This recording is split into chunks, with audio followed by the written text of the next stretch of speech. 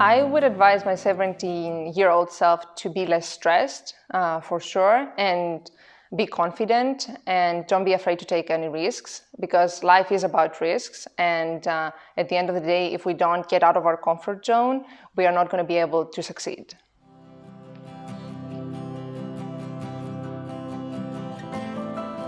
My work is about connecting atmospheric chemistry and health effects, and specifically we study how particles that are generated either anthropogenically or naturally in the atmosphere, and also gas phase species, enter the human organism and reach the lung and the bloodstream.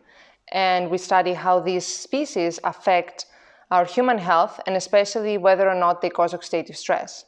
So what we study is reactions that are happening inside the aqueous phase of the lung, and also reactions that are happening within the blood plasma, which is the constituent of the blood that has more water content, how these reactions can form reactive species which result to oxidative stress.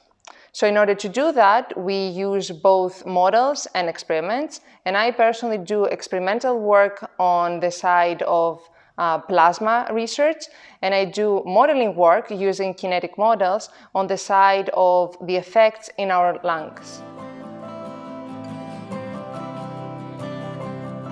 The best thing about my job is traveling around the world. We have a lot of conferences and we usually collaborate with different groups, so we tend to collaborate with different people from different cultures and learn from each other, and also different backgrounds.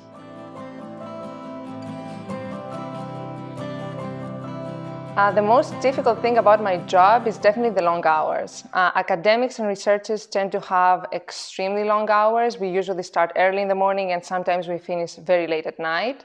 So it's kind of difficult to, when you have deadlines, it's kind of difficult to actually stop and take a breath. Sometimes we just overwork. So that is, I think, the biggest difficulty.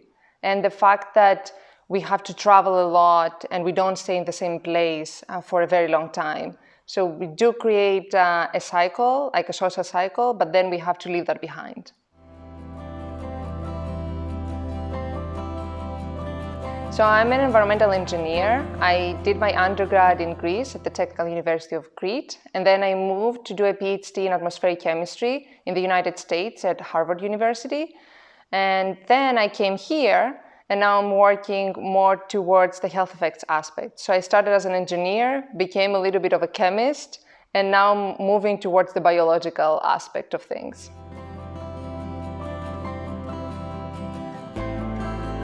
What I like most about the Max Planck Institute for Chemistry is the fact that we have a lot of cultures and a lot of people that have different backgrounds.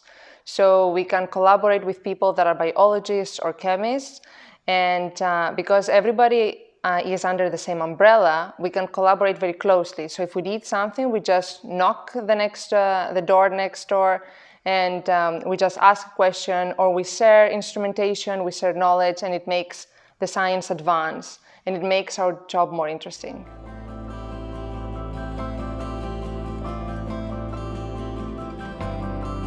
So to balance the scientific career and the private life is a little bit difficult, mostly basically because of the schedule that I have.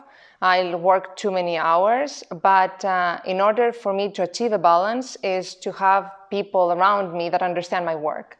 So I have people that understand the long hours, understand the fact that I have to travel a lot, and that helps because we make time for each other, we travel wherever each person is, and we try to make, when we have free time, we try to make the best out of it.